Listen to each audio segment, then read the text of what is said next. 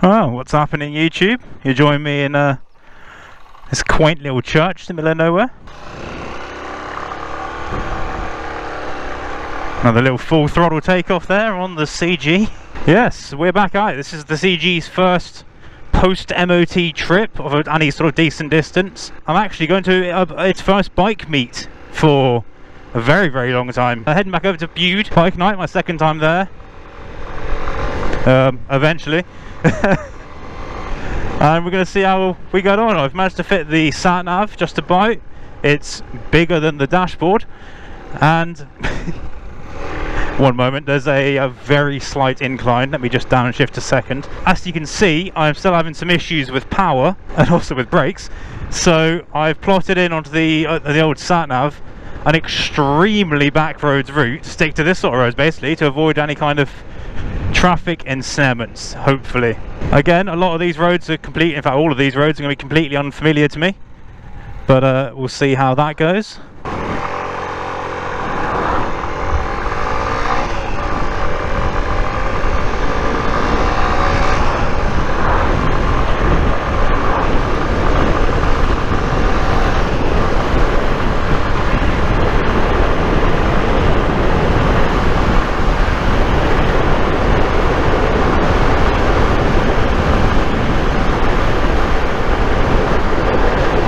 Trying to keep the revs high because we're going to start slowing for the hill here. I've got to tell you, it's really scary. It's been so long since I've ridden a little 125, and like I say, this one's not running 100% and it's not really built for these sort of roads. Yeah, I'd go Ryan Power if I was you, because this is going to take a while. That's going to be my life. It's intimidating, you know, knowing that I just don't have the power to get out of the way in time, and you feel pretty vulnerable. But we're going to see how we get on, really. This is what this bike's going to be. It needs the carbs off, it needs going over. I'm hoping it will get a little bit better just from use, but it needs a proper, needs a bit of proper love, really. So we'll get a bit better over time, but it's not going to be the Magna anytime soon. It's a different pace, it's a different way of riding, and in the very, very small lanes, it's quite enjoyable. On the bigger stuff, you start to realise the limitations of the vehicle. So this journey should take me about an hour, I think, with the route I've planned. Annoyingly, because I finished work a little bit late today, I'm going to get to the meet at about 6:45, probably make that closer to 7, and it gets dark at about it gets dark at about 8:30, like quarter to 9 maybe. So spend 2 hours riding to and from the meet, and probably only get an hour actually there to enjoy it. The other issue with this bike is the headlight is like an arthritic glowworm in a jar. It's properly useless. It's really just for people to see where I am. It will light up nothing in front of me. I know this from experience riding at night in the country lanes when I had this back when I was 17. So ideally I want to be setting off at sort of 8 in order to get home before it's, you know, and dusk rather than fully dark. But yeah, it's all adventures, and it's all a bit of fun. It's a balance of my own mechanical sympathy, because I'm used to, at this point, with the engines working quite hard, I'm used to shifting at this point, but of course I don't have any torque on this bike, so if I shifted on that hill, it would immediately come to a stop. So you have to hold quite a high amount of revs up the hill in order to make it to the top and then shift.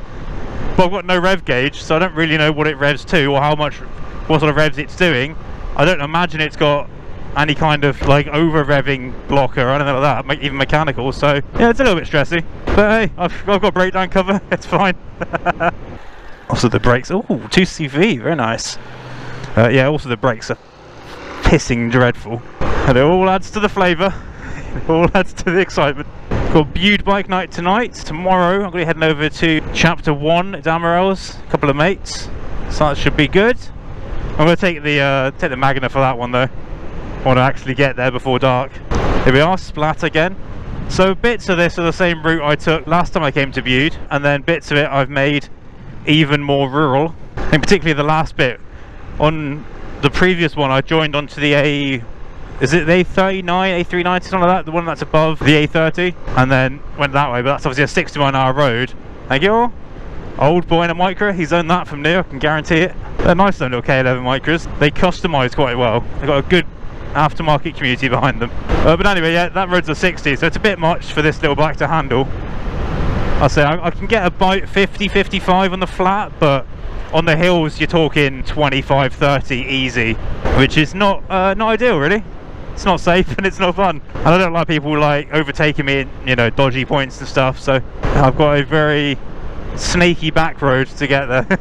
This is also a little bit of a shakedown run. I might be taking this up to Dartmoor on the weekend. I don't know, the weather's looking a bit dodgy. The biker pics have a shoot coming up. Biker pics, for those not familiar, the roadside photography guys, they'll post up on their app where they're going to be, and then you head along and get your photos taken by them for a fairly exorbitant amount of money these days, to be honest. They put the price up a bit, but they are good quality photos, and then they do have to go and sit there all day and hope that, you know, of the 100 bikes that go past, one of them or two of them will buy photos. So I do understand it. But yeah, they're up on Dartmoor, and I've had photos on the Magna, but I have not obviously had photos on the little Scamp yet, so I would like to get up there. I've got a similarly barnyard route to get up there, but it's a bit further, and obviously the final bits on Dartmoor, I'm kind of stuck on the roads I'm stuck on because there's just limited amount of roads up there. So this is a little test run to see if I think the bike's going to make it, and then I'll decide whether I want to go on that shoot afterwards. We'll see if I make it to that. I mean, this is lovely though. I'm running along here, I'm doing about 40 odd, it's not working too hard. I need to sort the brakes, but you know, what can you do? Still don't really trust the tyres, but I'm getting there. They're nice tyres, they got a lovely tread to them. I don't quite trust them in the corners just yet. Just racing line through there. Ah, a 20, much more my speed. There's a real big delay on the indicators in this bike as well. Oh, a tractor, that will help me out. Yeah, you push the indicator button and then there's kind of a long delay where the power gets through and then they turn on. You kind of have to, if you're planning a turn, you have to kind of indicate before you set off and hope that they're on at the right time. Right, there they are. I don't even know what voltage this bike is. It might be 6, to be honest. I think it's 12. I think it's 12 volt. But I know it's got a battery the size of like a pacemaker. I certainly haven't got the sat-nav plugged into it because I think that would take all the power it's got. But yeah, this is more my vibe. Look, I can keep up with tractors. It's just the rest of the traffic I struggle with. I'm jealous of its sprung seat though. It's a little bit stiff, the old CG. Got absolutely stunning evening though. Like I say, it's so nice having these longer evenings where you can finish work and you can still do stuff and the sun's still shining. Makes such a difference for the old psyche. So while we're bimbling along, what else is going on? Not much else new in my world. I fitted a USB socket at last to the Magna. That should be handy. It means I can charge my sat-nav when I'm riding, which is good because, as I've mentioned before, my sense of direction, you know, is non-existent genuinely. So without the sat-nav, I'm pretty much lost in a very real sense, but also a figurative sense. So got the USB socket back. I've hidden it up inside the cowl. It's actually quite like discreet, so I can sort of plug in but you can't see it otherwise, so that's quite nice. That was my successful mod, and then I tried to add racing stripes, fucked that up entirely. Very disappointed in it. I'd been excited for weeks, like genuinely weeks. I'd waited ages for them to arrive. They're like pre-cut stripes, so they're not just, it wasn't a roll of vinyl, it was a pre-cut roll of wide strip of vinyl with 2 thin strips beside it. And I was going to do race stripes down the middle because I still haven't got I'm no closer to getting like actual decals yet, so I thought I'd have racing stripes, break up the big yellow blob, and it would look quite, you know, quite cool. And it's a yellow bike with black cowl and black racing stripes, and it would look quite sort of Bumblebee Camaro. But yeah, the ones I got were designed for cars, like car bonnets rather than bikes, and they're really stiff and they just didn't curve to the contours at all. It just completely didn't work. I was really gutted about it. Look how pretty this is though. Makes up for a bit of it. Let me just go wide there. Yeah, so back to square one with that. It didn't damage the paint, at least, that would have been the ultimate insult to injury if it didn't work, but it also took a bunch of the paint off because the paint is flaking quite badly on the Magna. It's a very crap paint job done by someone at some point. It's not the official colour, so I'm flat out here at 30, by the way. The bike's going to need a repaint, you know, one of these days. That's distant future me. I don't have repainting kind of money. If it gets so bad it's a risk of starting to rust, at that point then I'll get it repainted, sort of thing, you know. But until then, yeah, staying as the yellow blob. What about this bike? Got any mods for this bike? I've got fork gaiters to go on this bike at some point, rubber fork gaiters. It needs the fork seals doing, eventually. So I think whenever I get those done, when the forks are off for those, I'll also then get the gaiters on. I'm not going to take them off just for that in the meantime.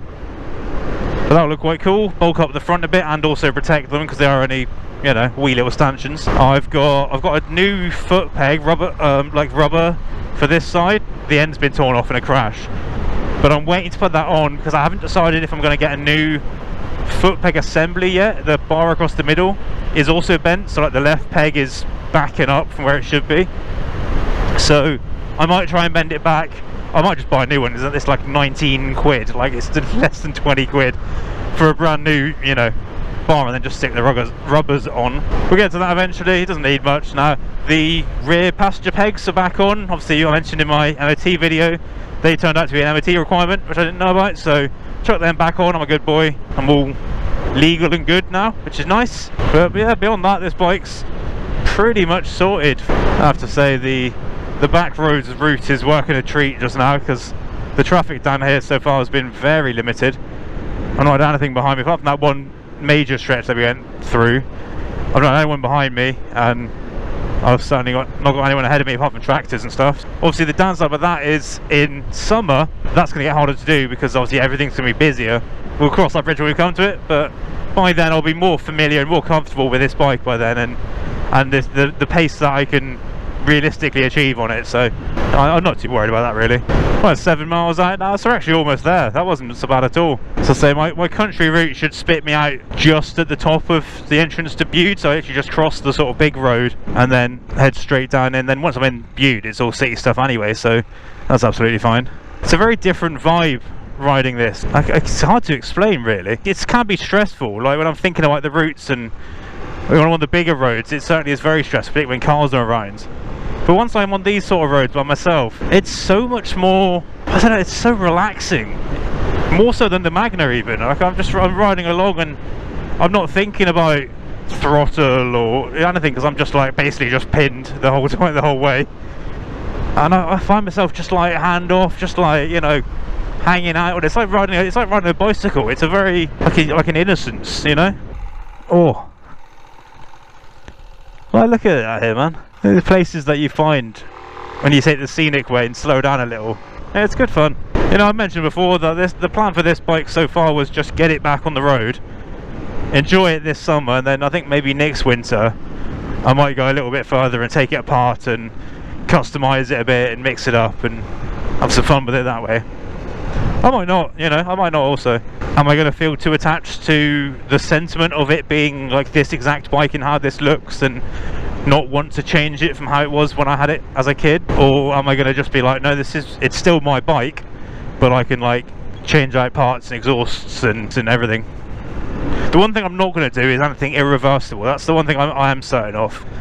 With other bikes I could allow it, but for this bike I want to be able to put it back to this if I so choose. There'll be no frame chopping, there'll be no cutting off, unwelding tabs or anything like that, you know what I mean? Like, particularly even for the rear frame, like a lot of people chop the back frame when they're doing customs, and not for me. I'm sort of preserving this bike so that I can keep it forever as this, and the time will come where I'll sunset this bike, I guess, and probably put it back to how it is now, and then give it a nice warm place by the fire in some future man cave. Fucking hell.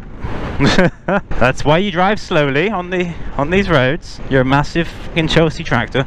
I'll put it back to exactly how it is, live out the rest of its days there with me, while I get some little, you know, 250 Super Dream or something for to do this sort of stuff, like little back lane scratching. Because I do still want a 250 alongside it, because as fun as this is, and as much as I enjoy this a lot, it would be nice to not have to be quite so scared on the bigger roads. And a 250 would still be lightweight, but it would have just enough punch for me to be able to not get immediately murked when I go out on the big stuff, you know what I mean? But no, for now, little CG's doing good. He's not let me down yet. He starts first kick when he's warm, and he starts sort of second kick when he's cold, and he hasn't missed a beat yet. Go on, let's not shift down, let's just hang in there. There we go, 30, not bad. Traffic's getting a wee bit busier now. People are starting to get home from work and home from, you know, wherever else they've been out. Spectacularly pretty along here though. It's a very strange thing to ride this. It turns like a mountain bike actually. I think it's because it's got quite square tyres and the sort of size and weight of it, but it doesn't really, like, you can't lean it into the corner in a nice smooth fashion like you can with, you know, the bigger stuff. This is stunning though. This is absolutely beautiful down here. This little church and everything, like, look how pretty this is. There was a little pub I just went past there. People sat outside enjoying the sun. Magnificent part of the world, this. Oh, rookie move. I've not conserved enough speed just there. Go on, son. Go on, son. Chug up there. There we go. It's slow, but it's doing it. Right, this is the final big scary road, and I think we're just turning off straight away there, from what I remember. But let's find out. We are. So that's alright, I can handle that. And we're now entering Bude. We've made it. Beautiful stuff. Let's head on down. Like again, it's Bude Bike Meet. It's every Wednesday throughout the warmer seasons, and I assume it's all through the summer as well. I don't think they stop because it's like tourist season or anything. I might have to ask about that. But certainly right now it's on. Nice little meet down at the beach. Rosie's Kitchen or Rosie's Cafe, I think it's called. One of those. Oh, I'm going to break the speed limit here. A few bikers leaving. Fellas, there should be quite a good grind. It's lovely down here. Hopefully it's relatively busy even at this time of hour. Oh, it's good fun. It's good fun. So think about a tiny bike, makes everything an adventure, even stuff that isn't. There's not many bikes you can do wide open throttle in a 30 and not quite break the speed limit. Fuck it hell, mate, you're even slower than I am. Quit looking at your sat-nav and maybe look at the bus driving at you. Would you get out of the pissing way, son? The guy is genuinely slowing me up, and he's slowing me up on a hill when I need the momentum. It's really quite unhelpful. Come on, boys.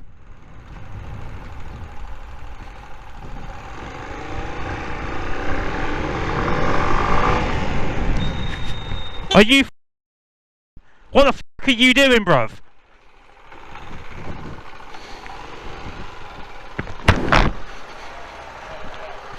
Man. Hey? That's fine. I like dying. It's good. What a... Come to the bike meet, he says. Get almost killed by some... Holy shit. Well, I know it's fucking small, but fuck, mate. I couldn't hear what he said. He was apologetic, but like... Come on.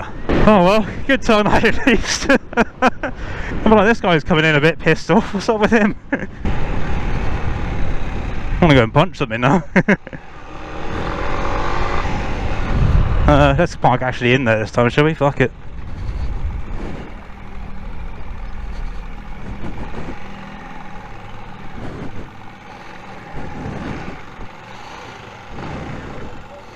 Excuse me. Let's park over here. And that was me, arrived just a bite safely to the meet.